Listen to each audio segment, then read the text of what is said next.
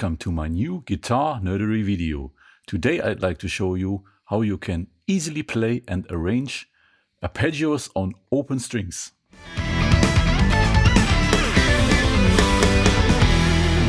What is an arpeggio?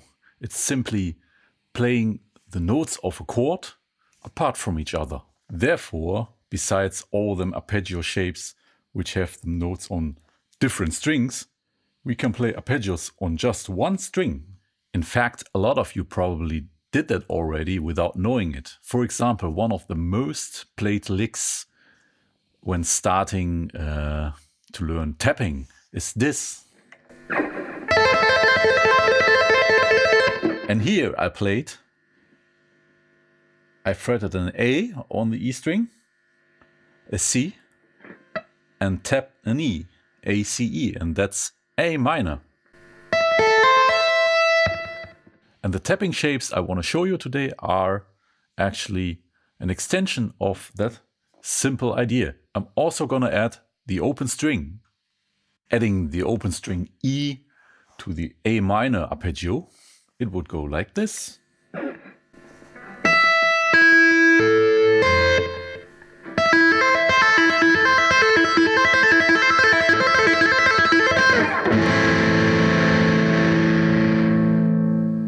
This way I have two times a fifth underneath the root here and one above. But it's still the A minor arpeggio. When we're adding the open string to that arpeggio, then one thing is very important to take care of. The note of the open string has to fit somehow into the arpeggio. It has to fit to the key, of course. So you can't add an open string to each arpeggio because there are cases when it doesn't fit. For example, if you want to play a C minor arpeggio, what notes do we need? We need a C, we need a minor third E flat, and we need a G. I have a C here, I have a G here, and I have the minor third E flat here.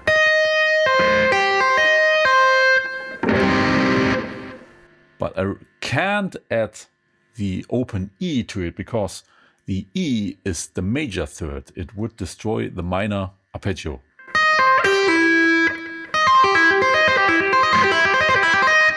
So when this is the case, you want to play an open string arpeggio and the open string note doesn't fit, simply try to use another string where the open string note fits. An open string C minor arpeggio is simply playable on the G string. The open G is the fifth.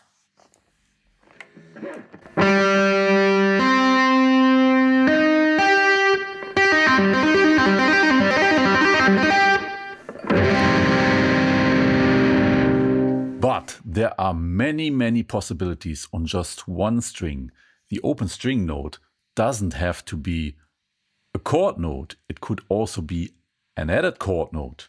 For example, if you want to play a D major arpeggio with an open string on the E string, you can arrange it like this. I tap the D, the root. I need a major third for major, the F sharp. A would be the fifth. And what would be the open E? It would be the major second. And that chord is called D add 9.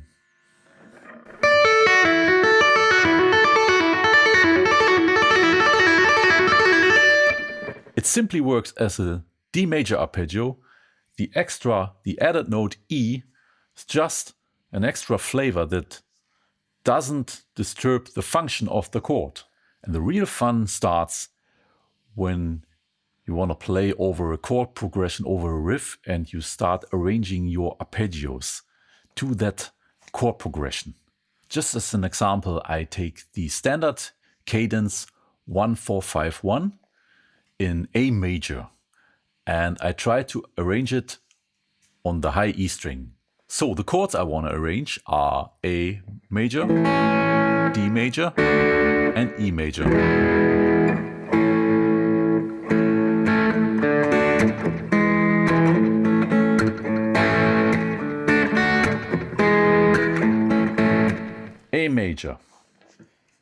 I need the root A, the major third C sharp, and the open string E, and the tapped string here in the 12th fret is simply the 5th.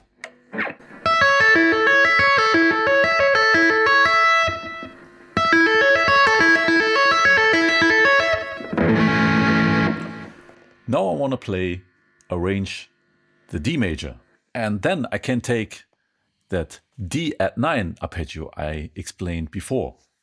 Again, the D here, I need the major third F sharp, I have the A as the 5th, and the open string is the at 9.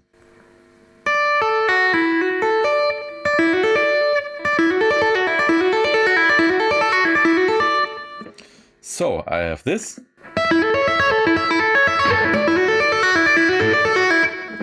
And then E major, that's obvious.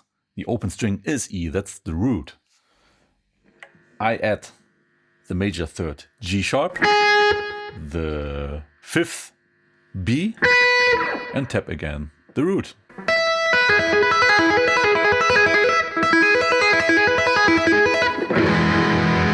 And this way I can harmonize, I can arrange my arpeggio runs over this chord progression.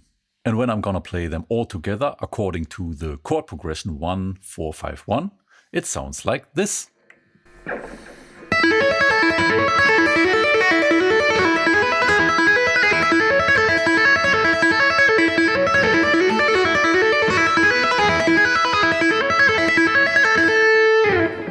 I'm gonna arrange one more example, a 1, 4, 5, 1 in minor with a dominant major chord in A again. So not just like before in A major, we start with A minor and then a D minor, and the 5th chord is the E major.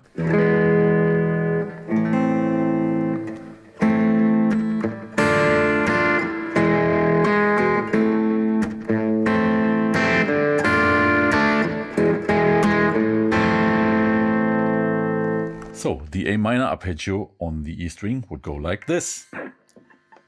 Root A here, minor third C here, and the open string is the 5th.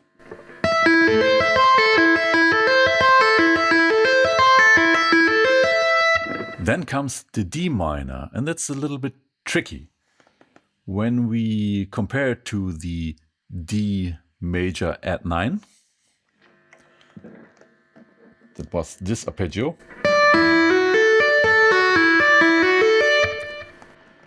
The only thing we have to change is the third. It's the F sharp goes to the F.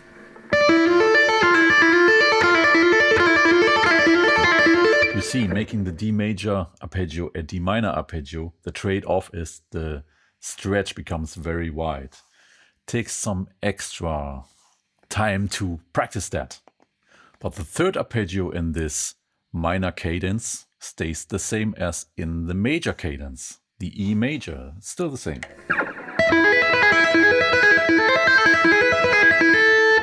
And again, I'm gonna play them all together according to the chord progression in the 1, 4, 5, 1 minor cadence.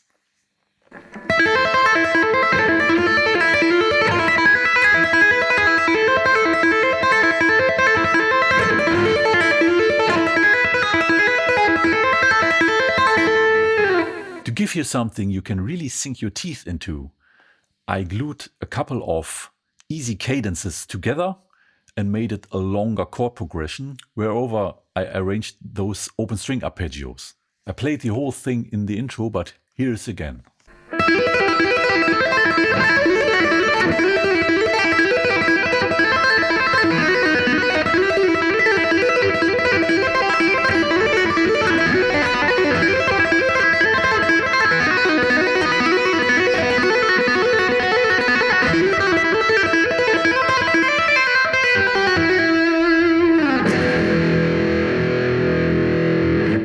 The whole chord progression is in the key of E minor in E natural minor or E Aeolian minor.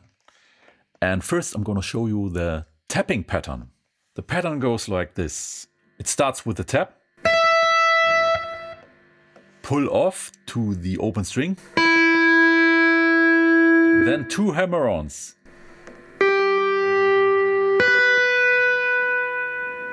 Then again a tap, pull, pull, pull.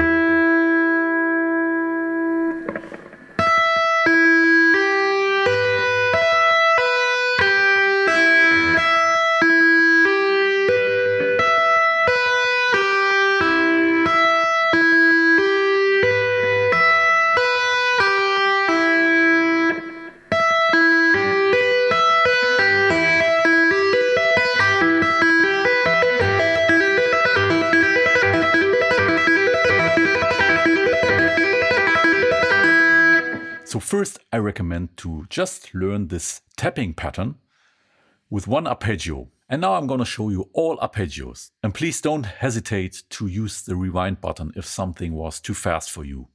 The chord progression is this: E minor, C major, D major, E minor, E minor, A minor, B major, E minor, and then a new cadence: E minor, C major, D major, B minor, C major, A minor, B major, or B7, and then the final chord again, E minor.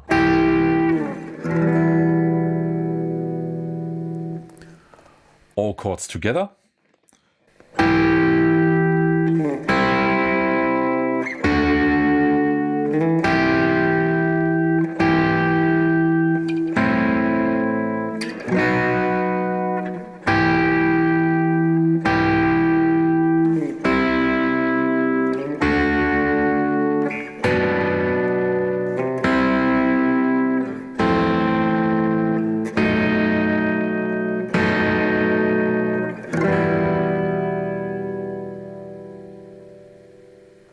Now the arpeggios.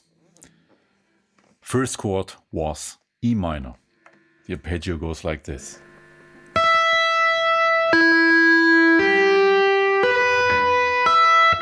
It's simply a triad.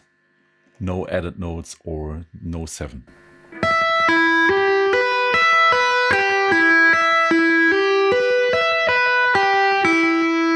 The next chord is C major, and I only have to change one note to accomplish that. I raise the B to the C. That would be the root then.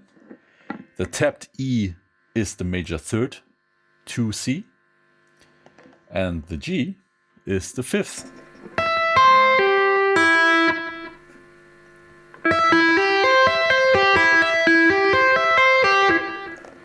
An annoying, very wide stretch here. But I guess you like the challenge. So we have this. That's the difference between E minor and C major, is only one note. For D major I use the former shown D add 9 arpeggio.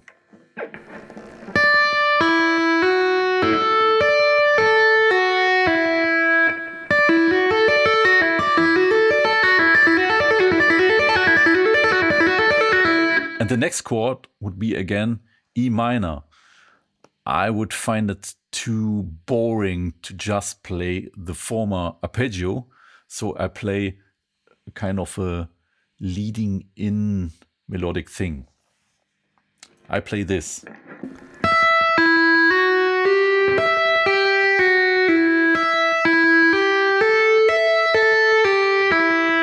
And then comes again for the next cadence, the E minor, and then I can play the actual arpeggio. So I have this. find this more interesting, more elegant. So the first cadence together.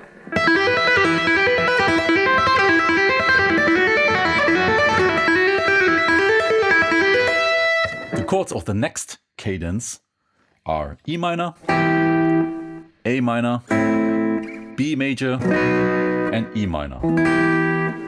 The first arpeggio is of course the same, E minor arpeggio. The A minor arpeggio goes like this. The tap stays in the 12th fret.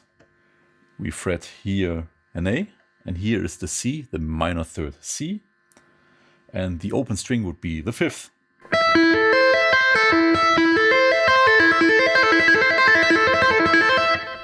And then comes the B major arpeggio. And I have a B string. I simply play that arpeggio on the B string. I again tap here the root in the 12th fret, pull to the open B, that would still be the root. Then I have the major third here, the D sharp, and the perfect 5th F sharp here.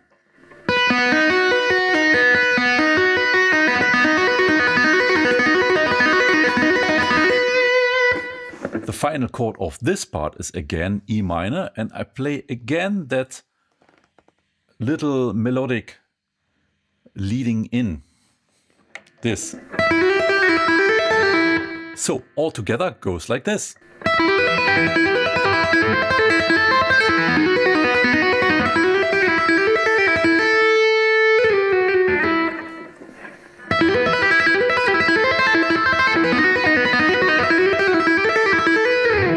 So the final cadence, the longer cadence, again starts with the E minor arpeggio, and I'm of course gonna play the same arpeggio.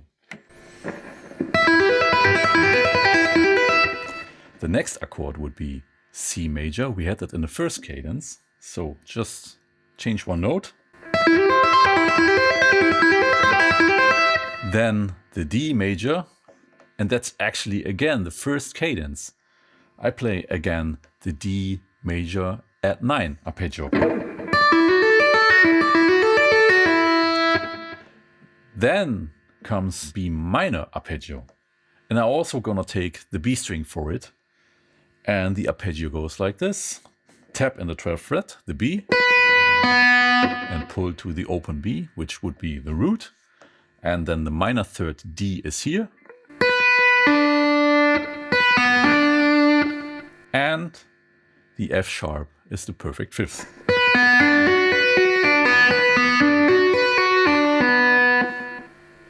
The next chord, the next arpeggio is C major. The tapping finger stays in the 12th fret. We change the string again. We go to the E string again. And we had it already. It goes like this.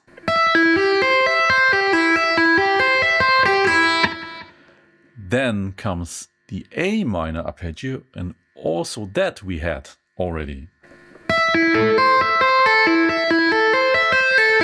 And the next chord we also already had, it's the B major. And because just to let it work like a climax of the cadence, I stick to it for 4 bars, but only play that one arpeggio would be too boring for me, so I change a little bit during playing. I start with playing 1 bar, simply the B major triad. Then I raise the major third to the 4th, and that would be B sus4 arpeggio. And for the next 2 bars, I'm gonna play also the 7th here, together with the 5th. I do not play the 3rd, doesn't matter.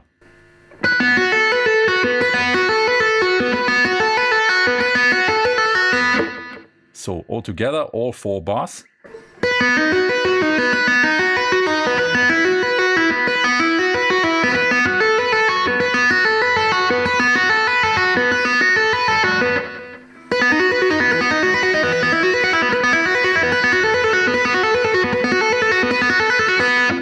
final chord, the final arpeggio would be again E minor. And because I would find that also too boring, I'm gonna play kind of a movement along the E minor scale. Something like this.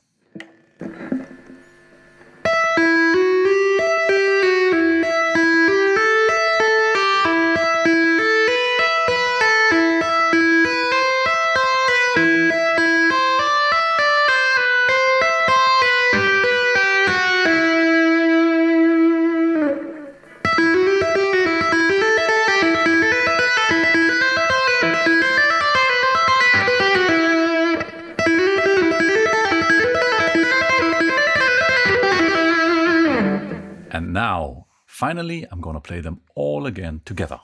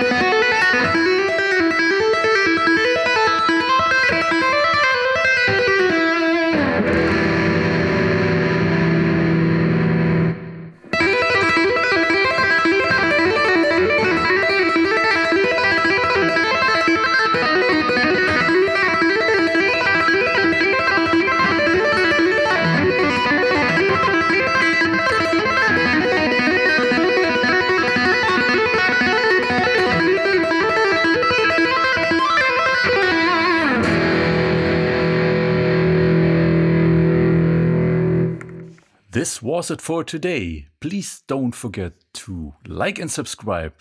I'm looking forward to see you next time.